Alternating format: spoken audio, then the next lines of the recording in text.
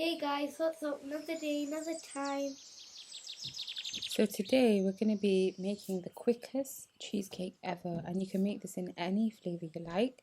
You literally just add all of the ingredients into the bowl, apart from one ingredient, and you just literally just whip it, and it's the most creamiest, tastiest dessert ever.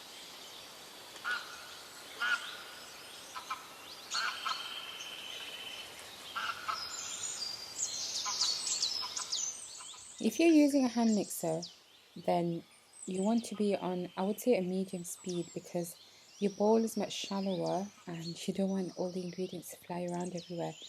Now, if you're using a stand mixer like I am, then the recommended speed would be medium to high. If you have it on high, then everything's going to fly everywhere and you can have a big mess. So medium to high is the perfect speed.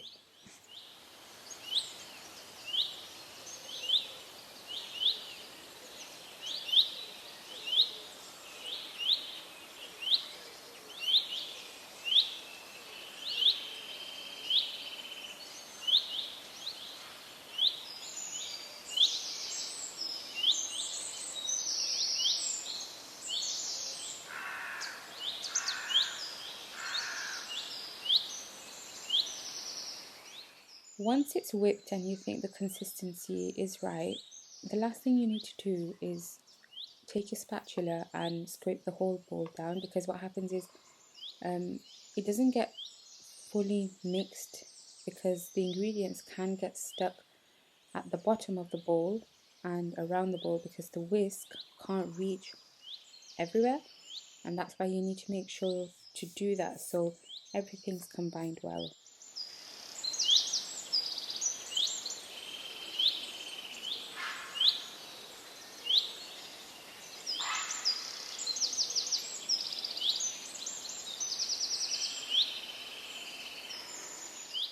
I melted Lotus Biscoff and I added that in whilst the mixture was on low in the machine. This is because you don't want it to fly everywhere when it's on high. Now you can either mix it all the way through so it turns into one uniform colour, which is a really beautiful caramel colour, or you can marble it through, so that means only whipping it for approximately 30 seconds.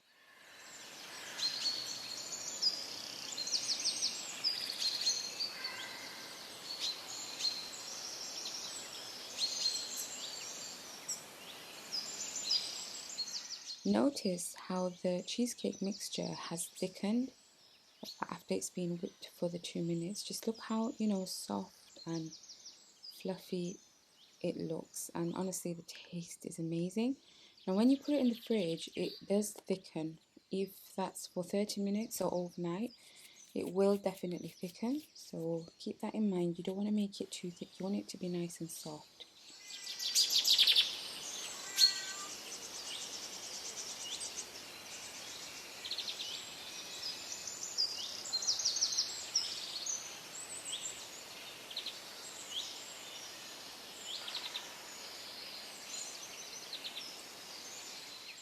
Whenever I make cheesecake, whichever flavour it is, even if that's in, the little dessert shot glasses, or in a big large bowl, or in a mould or tin like I've used in this video, I don't like to add a lot of butter to my crumbs, whichever biscuit that might be, whichever base that might be, because I like to have the crunch of the biscuit. A lot of the times when you have cheesecake, it gets quite thick, the base, and it gets quite hard, and it just, personally, I don't like the taste of it, and that's the reason. And to be honest, my family as well, and all my clients, anyone that I've ever made it for, they absolutely love my base. So I don't make it typically the way you have it, the recipes you've seen online or you've ever made. This is how I make mine, because it just blends really well with the cheesecake mixture. So I only add a little bit of butter, and I don't fully crush my biscuits either. I leave them a little bit more bittier, and yeah, it just gives a great crunch. If you have time, you can make the cheesecake the way I am doing here. So I split my batter or cheesecake mixture into two separate parts. I poured the first part in and I spread it evenly, and then I got some more melted Lotus Biscoff and I poured that in and gave it this beautiful marble texture. And then I added the second part of the cheesecake mixture. Now if you don't have time, your guests are waiting, all you need to do is get some more Lotus Biscoff, which is melted, pour it into your whole cheesecake mixture and just give it a good mix. When I say a good mix, I mean just fold your spatula in and out approximately 3 to 4 times, and that's it. If you're a fan of white chocolate or milk chocolate, or even if you like texture in your cheesecake mixture, you don't like it just to be smooth, you like to have bits in there, you can add crushed Lotus Biscoff biscuit as well, or you could add chocolate chips, any flavour you like. That goes really well too, makes it a bit more fun as well.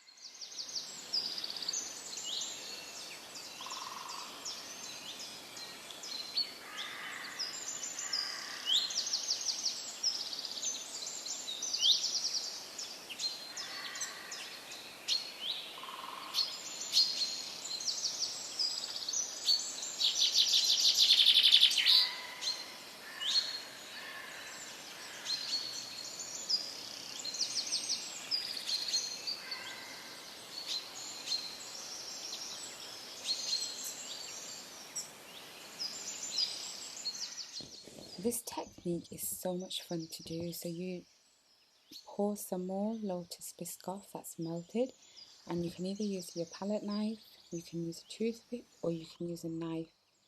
Any one that you have on hand you can use, and you're just going to swirl it through as I am over here. Now at this point you can cover your cheesecake and freeze it. So cover it with cling film and freeze it, put it into a bag or a cake tin or another tin, and you can freeze it for up to 3 months, or you can keep it in the fridge for 30 minutes or overnight and serve as needed. Now what you're going to do is, once if you did put it in the freezer, once you take it out of the freezer and it's ready for serving, whip your cream so it's nice and fluffy and place it into a piping bag with your favourite piping tip. I used I think it was the Wilton 2D or 1M, I'm not too sure, but they do give very similar patterns and it's really pretty. So it's up to you which nozzle you'd like to use. And I created a border around the edge. Don't forget, if you froze the cheesecake, let it sit at room temperature to thaw for 30 minutes, then continue to decorate. I took the remaining Lotus Biscoff crumbs and I sprinkled it over the edge all around. I also added some sprinkles to match, and I added some glitter. In my next tutorial, I'm going to be showing you how to make a quick and easy fresh cream cake with brownies decorated on top, and I used Nutella to create the chocolate drip instead of melting chocolate, which is easy when you're short on time as well. I hope you enjoyed this video. Don't forget to subscribe. Bye!